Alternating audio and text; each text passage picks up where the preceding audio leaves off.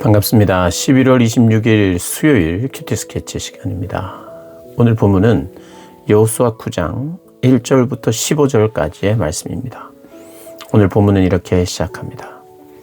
이 일 후에 요단 서쪽 산지와 평지와 레바논 앞 대해 연안에 있는 헷사람과 아모리 사람과 가나안 사람과 브리스 사람과 히위 사람과 여부스 사람의 모든 왕들이 이 일을 듣고 모여서 일심으로 여호와와 이스라엘에 맞서서 싸우려 하더라. 기브온 주민들이 여호수아가 여리고와 아이에 행한 일을 듣고 꾀를 내어 사신의 모양을 꾸미되 헤어진 전대와 헤어지고 찢어져서 기운 가죽 포도주 부대를 나귀에 싣고 그 발에는 낡아서 기운 신을 신고 낡은 옷을 입고 다 마르고 곰팡이가 난 떡을 준비하고 그들이 길갈 진영으로 가서 여호수아에게 이르러 그와 이스라엘 사람들에게 이르되 우리는 먼 나라에서 왔나이다. 이제 우리와 조약을 맺읍시다 하니. 오늘 본문은 이제 기브온 사람들과 조약을 맺는, 어떻게 보면 맹세, 하나님의 이름으로 언약을 맺는 그런 일이 생기는 장입니다. 이 9장은. 근데 실제로 기브온 사람들도 다 진멸해야 되는 진멸의 대상이었거든요. 위에서 읽었던 헷사람, 아모리 사람, 가나안 사람, 브리스 사람, 히위 사람, 여부스 사람, 이 모든 사람들이 진멸의 대상들이었어요. 기브온도, 그러니까 가까운 지역에 있었던 사람이 나라의 지역들입니다. 그런데 오늘 1절을 보면요, 모든 왕들이 이 일을 들었어요. 무슨 일을 들었느냐? 여리고 성이 함락된 것, 그리고 아이 성도 함락된 걸 들었어요.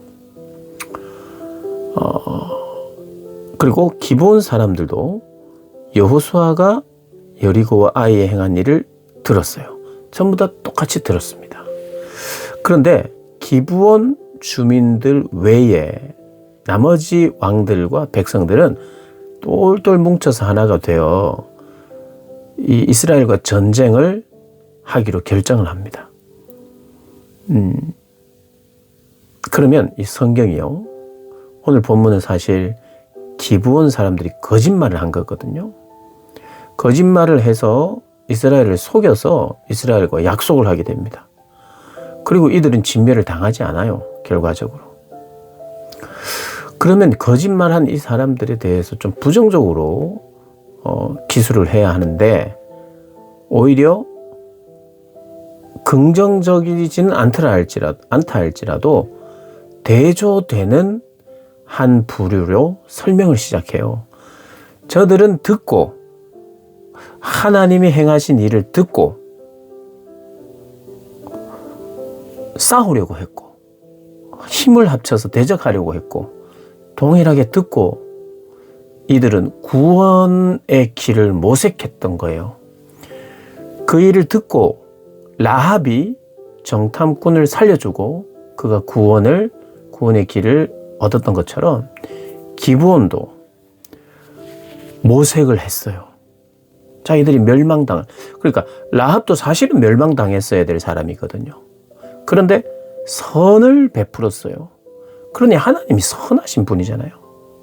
아니, 선을 베풀었는데 그를 구원할 수 있는 기회를 주셔야 마땅한 거죠. 그거 선을 베풀었어요, 먼저 라합은.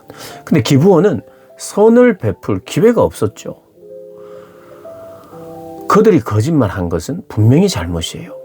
근데 오늘 성경은요, 더 잘못한 사람을 여호수아와 이스라엘 백성들로 오히려 몰아갑니다.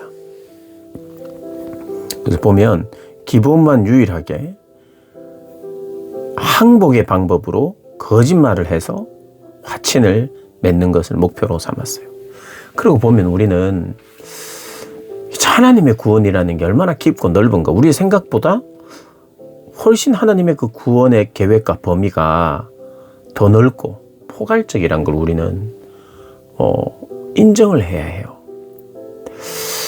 기본이 결코 잘한 것은 아닙니다만은 조약이라고 하는 것, 이 조약이라고 하는 것은 신의 이름으로 하는 거예요.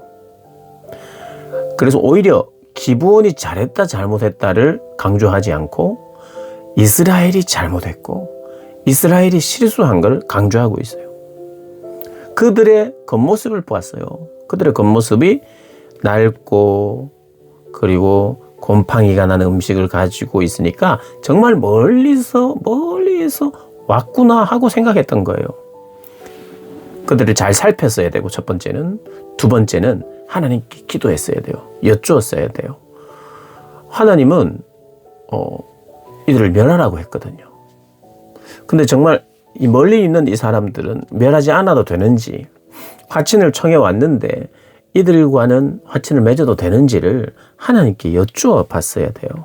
그런데 이들의 입장은요, 오늘 내일 본문에 나옵니다마는 여호와께서 그의 종 모세에게 명령하고 이 땅을 다 당신들에게 주고 이 땅의 모든 주민을 당신들 앞에서 멸하라 하신 것을 우리가 알았습니다. 들었습니다. 그래서 우리는 멸망받을 수밖에 없는 자들입니다. 그래서 우리가 두려워 당신들에게 찾아왔습니다. 저희들도 하나님의 구원의 은혜에 참여하고 싶습니다. 마치 이들에게 어차피 우리는 저주를 받을 것이니 그것 때문에 우리가 왔습니다. 그리고요 25절을 보면 이제 우리가 당신의 손에 있으니, 이게 다 들키고 난 후입니다. 내일 본문에 나오는데 당신의 의향이 좋은 대로 옳은 대로 우리에게 행하십시오. 회개하는 자의 모습을 갖추고 있어요. 오늘 본문은 이걸 보여줘요. 하나님의 백성, 하나님께 쓰임을 받는 자, 하나님을 믿는 자, 그들은 어떤 자들인가? 계속되는 실수가 있는 자들이다. 신앙적인 실수, 신앙적 오판, 하나님의 말씀대로 순종한 기억도 있고 승리의 경험도 있지만, 하나님이 나와 함께 하심으로 말미암아 승리한 경험이 있지만, 그럼에도 불구하고 아주 잠깐 후에, 승리 후에 그대로 우리는 실수할 수 있는 그런 자라는 것을 오늘 보여주고 있어요. 그리고 우리의 한계에도 불구하고 하나님은 또 다른 결론을 맺어가면서 결국에는 이스라엘이 계속해서 전쟁을 하고 하나님이 허락하신 땅을 차지할 수 있도록 하나님은 끝까지 일하시는 거예요. 그래서 오늘 본문은요, 어떻게 보면 지금 이 여호수아서가 9장까지 오면서 인물을 중심으로 또 스토리를 우리에게 제공을 해요.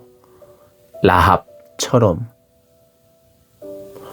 아간처럼, 기브온처럼 라합은 선을 베풀고 하나님께 신앙을 고백하고 그 정당한 하나님의 은혜를 받고 구원받은 사람이요.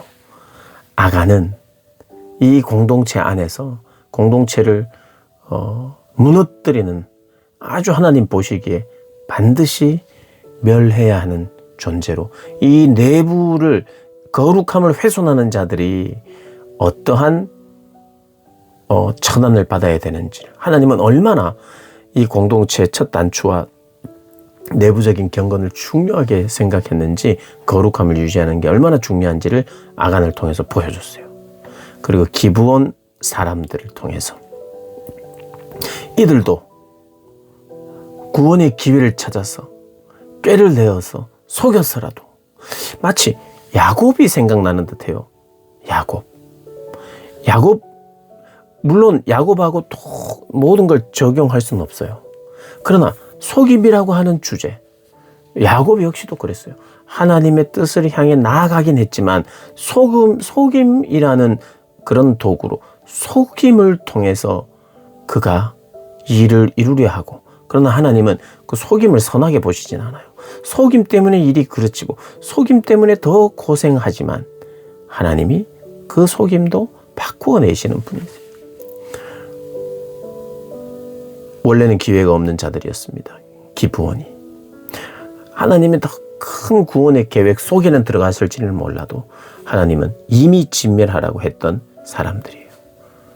그런데도 불구하고 더 넓고 포괄적인 구원의 길이 있다는 것을 우리가 알 뿐만 아니라 구원의 보편성에 대해서 우리가 더 넓게 생각해야 될 게 아니라 생각해야 될 뿐만 아니라 이스라엘이 얼마나 연약해서 하나님께 묻기를 까먹는지 자주. 그래서 일을 그르치기가 쉽고 일을 크게 만들기가 쉬운 그런 존재라는 것을 늘 기억하면서 오늘 교훈을 받기를 원하시는 게 오늘 본문입니다. 그래서 나는 어디에 속해 있는가?